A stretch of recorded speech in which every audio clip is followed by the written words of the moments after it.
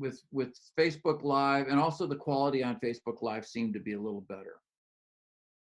Yeah, they have a stable platform. That's why I use it. And though I don't know whether it was you or someone else was pointing out that Durham Singh just joined us. Hey, Durham. What's on, brother? So, yeah, I mean, I'm plugged into a cable right now, and my computer works fine on Wi-Fi without a cable. But part of what I do is I interview people all the time online. So if the cable on my side isn't good, then it creates a wasted opportunity, really. So yeah, we have. So I think that's where Zoom doesn't actually. If people have a cable for the Zoom thing, it might be stable. Yeah. But you know, I'm using 2 iPads and a iPhone to do my classes, and I just have my old iPad set up ready to record me, and I'm not as concerned about quality as some others would be. I'm wanting to make sure that people can see me visually and can hear well, and that the music's coming through, and it seems to do all of that pretty adequately. And hopefully eventually at some point in time I can get some acting skills so it looks a little bit better. Well, that's where Durham comes in. So yeah. So let me ask you though about the music. Are you just playing whatever music you would normally play for a class? I am, and then because you know, I wish they had a thing set up where one could pay copyright fees. But what I do is I take all the donations from my students, and then I'm playing a lot of Guru Ganesh band, and I'm playing Ikana and a few other groups. And what I do is I take the money from that, and then I go onto their online website, their direct website, and I just buy whatever. It doesn't matter. Yeah. And I just buy it, and then I just make a note. Hey, this is for the music we've been using, and then I just keep doing it. So that. Yeah, because I want the musicians to be supported, and I'm in a unique position that my studio is in my house. It's just a micro studio, so even when I'm doing live classes, there's no overhead. So I'll just briefly show you what it is. So yeah, good. So see, yeah. Sorry, it's a bit of a mess now because it's just me. And you can just see that I'm just using an iPad on a stand here. Okay. So, and yeah. And does it show you when you're standing up then, or do you? Because mine I have the capacity to move it. So today I was moving it around a lot. And I'm not. I'll just read. I'm not fearful. I know students just don't really care if there's this little technical glitch. So, you know, I don't have another person here to move the thing around for me. So I just move it. I say, okay, I'm going to move it down so you can see. Okay. And it's like, all the feedback I get from my students is, oh, thank God you're doing classes. Right. They're not like, oh my God, in this particular part of the video, you didn't do this very well. Your editor really needs to work harder. So were you are you doing it live then on Facebook? Yeah, and I do one class every day. Okay. Yeah. And what, you've never had Facebook come in and say you're doing a music violation? What it does is it says there may be copyright violations, so we've muted your sound. But then when I go and look at it, it's not muted, so I don't know what to say. So you're the only one seeing that? Yeah, no one else sees that. And again, you know, my thing is I wish that someone would come up with a system where when I play someone's music there's a formula, and that artist gets money directly. That's what I want. Yeah. Yeah, Yeah, I don't want it to go. I don't want it to go through Spotify. I don't want. And I really like supporting Spirit Voyage too, as well. Don't get me wrong, but when I'm playing an artist thing, I want all of the royalties to go to the artist. So. Yeah, they don't get much. We have an album on Spirit Voyage. Val and I did a gong thing a long time ago, and we get these little checks for like $2.38 or something. Yeah, and that's what I was worried about. Where, see, I'm getting like, for the past week I got $100, so I just divide it up between the artists and give it out to them, and good. So what's happening right now might end up being a good thing. Who knows? Yeah. Are there any tips about using the Facebook Live that you've learned that you think that I could learn from? I can't remember. The only real problem we had were the two that I brought up. Sound, because it got interrupted one time saying you might be using copyright stuff. And then I think it actually got frozen, but I'm not sure. So you went back and looked at the recorded version, and you saw that it was frozen.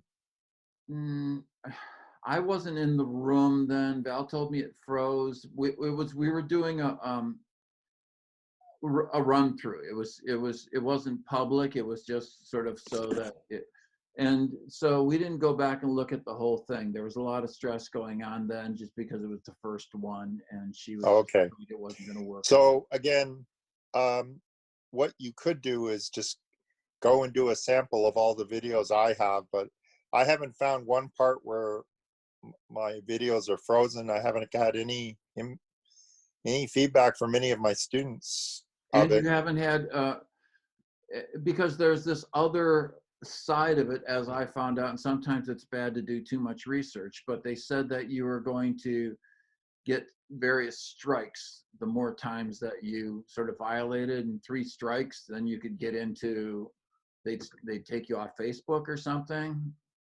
Well, I guess they could always do that, and then if they do that, I'll go onto YouTube, and they've got their thing, and then there's other things.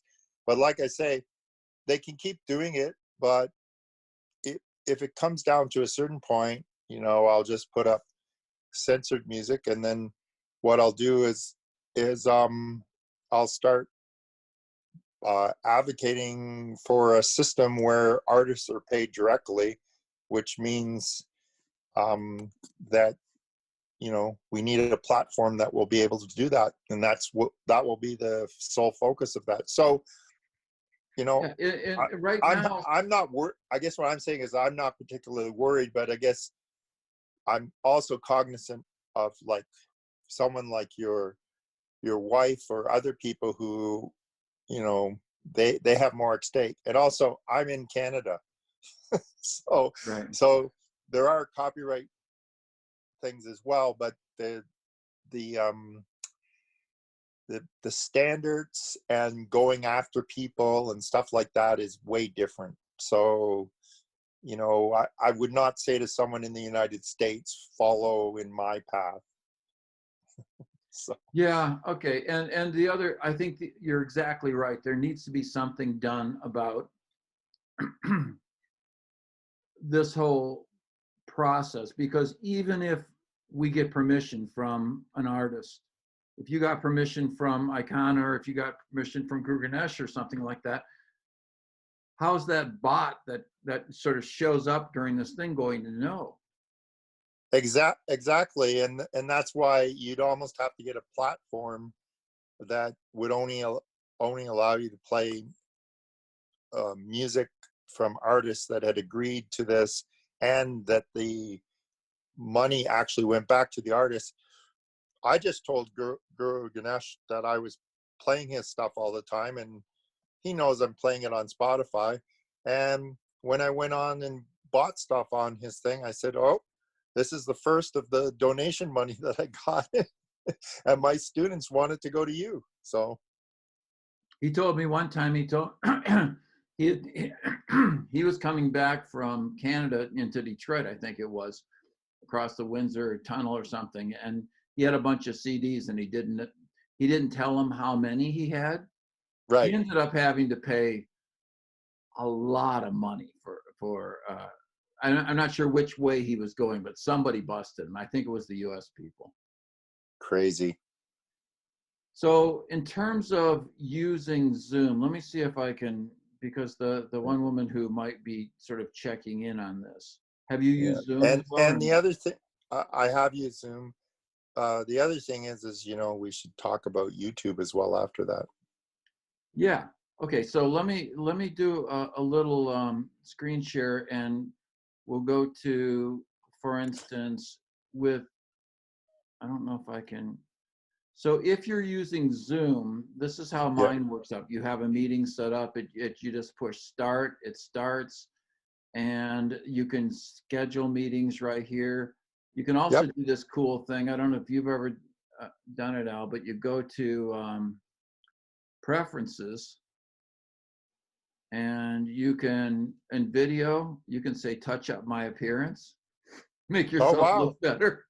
That's cool. You I've never done that. can enable like heart HD instead of, this is not the default right there. So that's without HD, and this is with HD. Wow. I don't know if you've ever done these cool virtual backgrounds, but you can No, I've put never done yourself that in either. space. Now I know how people do it. Yeah, I even got this picture that I just showed the other day. I don't know if it's right here. I showed it to my boss and I told him I was calling from work because I'm not supposed to be there. He freaked out. That's good. So anyway, just for people who haven't done it here, this is where you can find out a lot of the little settings. And one of them is, do you want it to record automatically? Do you want it to, there's a lot of little things that you can play with in Zoom. It's pretty user friendly, I think. Oh, that would be good for Ravi Singh to know about, because he keeps forgetting to record. Yeah, yeah. And so you would say, that's not where you do it, but for general, you can say, I think there's one in here where you go in and you can even Maybe under recording down a few. Yeah. Nope. record a separate. There is one, and it's probably in the larger, sort of more advanced one, but you can set the recording so they start automatically. It gets to be really a pain, but because sometimes you end up recording a lot of previous stuff that you really don't want to have. Right.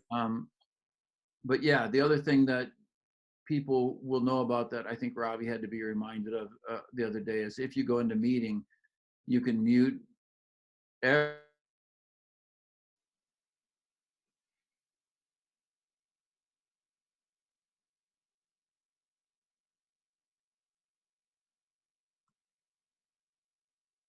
also allows you to let people click in if they want to talk. It's just that the default is that it's on mute. Yeah, it's sort of interesting, because before, when they had a thing mute all participants, the person who was holding the meeting didn't get muted, but you did get muted. So I don't know why it muted me, because maybe because I'm on Show It or something, but you shouldn't. It should be yeah, everybody except you. yeah, So that's the way I had experienced it. So for people who are like really new to this, if they're on their regular Facebook page, they have to click here to get to the live video. yeah, Right? and Then, I have a yoga page for Kundalini yoga in Victoria. So it automatically has a box that where you enter new posts, and on that it has a little live thing. So I just always go there. It's very easy, one click. So one thing that might be more fun for people is to make up a page, Dale's yoga classes page, and that's then right. Because it's a group, it'll automatically show up, and it's just a one-click thing, and then people know to go to there, and it's really easy to find. Well, the other thing I was going to show you, that I found this out pretty much by accident, but if you go into your own page, Yep. then that live video thing is right at the top. All right. So that's good that you showed that, because for some people they much rather just be able to go to their own page and start it. Right. But when you start it there, then it has all the same things. And if you got to make sure that, if you have another microphone, that you're getting the one that you want. Usually it's not a big deal, because you got to also watch this. If you're going to do a run through, just do it for only me. If you want, it to go to everybody, make sure you don't put it on only me. All these little things. So is the default setting only me? On mine, the default is whatever you had your last one at, I think. Okay. And I've just been that's doing good only for me. people to know, because I do mine on an iPad, so all these settings are done automatically. Yeah, it's nice to be able to do some settings. For instance, have you seen this share screen one before? No. So share screen great. allows you to, instead of you talking, it allows you to show something that's on your screen. So if I want to show, I don't know what any of this stuff is, but if I wanted to and I would find that useful for, like, I'm teaching a new set this week that I have to refer to, and I'll play around and see if my iPad allows me to show it. So yeah, and it will allow you to show it, but the tricky thing about Facebook, as opposed to like Zoom, is you can't go back and forth between doing FaceTime and share screen. Once you've decided to do share screen, you're in share screen. They will still hear you, but they won't see you. All they'll see is what you're showing. That's not going to work. I may as well just put it on a piece of paper, because otherwise they're not going to be able to follow along with the. No, it's not very functional. The Zoom share screen is much better, because, as you can see, we can go back and forth between sharing the screen and stopping the share. Well, that's good that you brought that up, because I knew there must be some reason why people were more interested in Zoom. Yeah, sharing screen is much more convenient, and also it's a lot easier for people to be seen when they're speaking. Mm-hmm. With the YouTube live, it's basically they can come in and make their remarks, but you can't see them. No. Right. And so for a yoga class, it's not that important to be able to see all the people who are participating. But for a meeting, it would be, or for an interview or something like that. So Zoom is really better set up for, it's like a FaceTime, but a little bit more sophisticated. Yeah. And I like Zoom. I want to know what you have to say about YouTube, because I've never tried to do anything. Well, one thing I like about YouTube is it's very integrated with Google. So once you put it up there, if you made it a public video, it's very easy for people to find it. Right. The thing for me, the reason why I wouldn't use it is the upload time for uploading a high, an HD video. It's a long time. Sometimes it's 8 or 9 hours. Right. So unless one's okay with waiting that long, I'm going to prefer. And then I've heard good things about Vimeo, but I don't know very much about Vimeo at all. Yeah, I haven't played around there at all either. I don't know what this one's doing, but I was going to show you for. I'll switch over to here for a second. So this is the really nice video that we had made by our friend. We can't make it show up on Facebook very well, but it's actually on YouTube. It's pretty good. Well, it's crystal clear, and yeah, the sound is good, and also, I mean, because he's doing this in this little basement. I didn't think it was going to be very high quality, but you can see that, you know, sometimes he just has like a separate camera that's just focusing on one thing. It's really awesome how it wow, that's amazing. Yep, that's really good. But if I put this on YouTube, I mean on Facebook, you know, the place where everybody likes to hang out, it wouldn't show up very well. Mm-mm. These are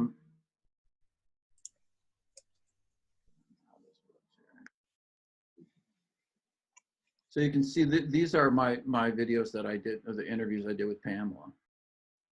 Yeah, well, those are great. Those are great interviews. And the thing is if Valerie records something on YouTube, and then she can just post it on Facebook.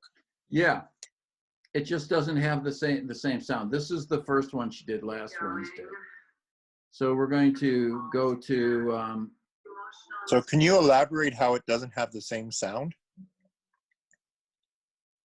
It just gets very. It gets very muted, I think, when you get off of YouTube into Facebook, but maybe not. We've been like working so hard. No. Sorry, I'm trying to understand. If one does the YouTube and then, you know, it gets uploaded and all that, and then you just post the link on Facebook. Yeah, that shouldn't make a difference, should it?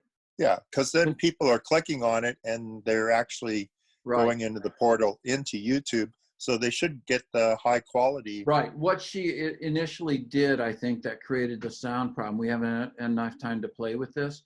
What she initially did is she dropped the MP3 or whatever the name of the file was right into Facebook, and there was a lot of distortion. Now that I've got it properly in YouTube, you're right. I could probably just link it to the YouTube through Facebook, and then, as you said, they're just going to be automatically going there, right? And how did you find the upload time from when you recorded it to uploading it? It took a long time. It takes a long time, and they say it was like 3 hours or 2 hours or something, and they say don't, you know, move your Facebook, and then even when it gets uploaded, then it says this is processing, and it took about another 20 or 25 minutes to process, I think. Right, but then you've got that high quality thing up there. Right. The thing that I use, I don't know if there's many Mac users out there, but if you want to really take what you've done on Facebook or Zoom or anything like that and drop it into a platform, you can do this, and then you can start doing some editing. You know, that's great. This is iMovie, and on Macs, it's a free program. And so what I did, and that's available for iPads as well. Yeah, and it's not very hard to use. What happened here is when she talked at the beginning, the sound was good. And then when she started playing the gongs, the sound wasn't good. So I created a little section in here, and I went to the sound thing, and I just see it's 141% instead of 100%. Right. So you know, if you've got something that you really like and you want to keep it, but there's one problem with it, the cat walks in at the wrong time or something like that, load it into into a movie thing and play around with it, because, you know, if we're going to be doing this for a long time, you might as well have something that you can live with if you're going to put it on your.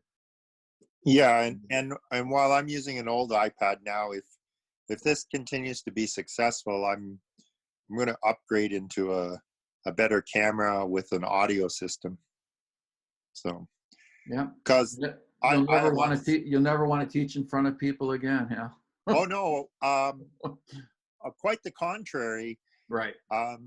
once I'm allowed to teach live classes again, I will go right back to live classes. So, but I just have the advantage that I do 10 to 12 classes a week, and there's not a lot of people coming. It's between 2 and 4 people.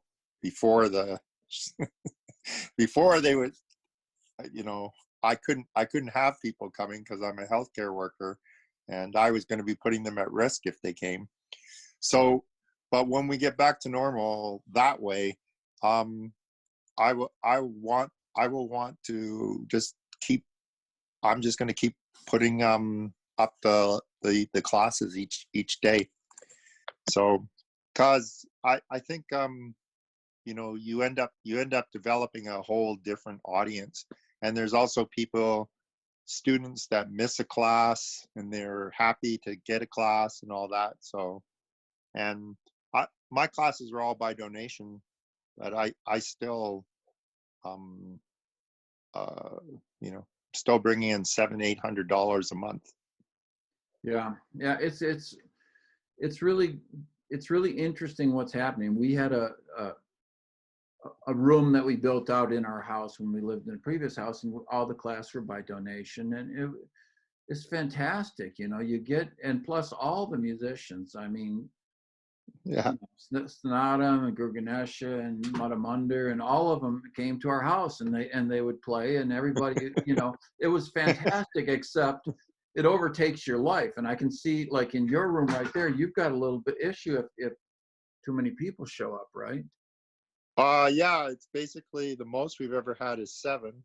And the thing is, though, is that starting in May, I teach outside, and then the classes can be like 50 people, no problem. Right. And I'm teaching in a park that overlooks over the ocean, right? So Wow. for about 6 months of the year, I'm teaching outside. And then when I'm teaching outside, then I have to record the classes differently because you know, or I'm going to have to buy data to be able to Facebook Live it. So because of the you have to record those too? Yeah, I plan on recording those. Oh, you mean you will in the future?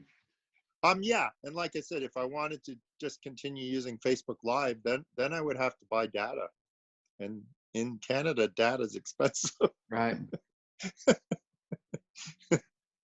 All right. Well, I have another interview I have to do right now. Let's just put this out there, and if anybody has any questions, they can check it out with either of us or anybody else. Oh, well, I appreciate you putting it out there, Dale, because Okay. just I learned a lot just from our conversation. So yeah, and I learned a lot from yours, from talking with you, because there's this idea, I think, that people have that because we're doing something that's going to go out to a lot of people, it has to be perfect. And I think we have to let go of that, you know. yeah. And as long as you're not a Virgo, you should be able to let go of it. I'm a Gemini. I don't give a. I don't give a. All right. Best to you. All right. Take care. All right. I love Virgos, by the way. Okay. Yeah. I'm just not one. Nope. Thanks, Dale. All right. Bye-bye. Bye.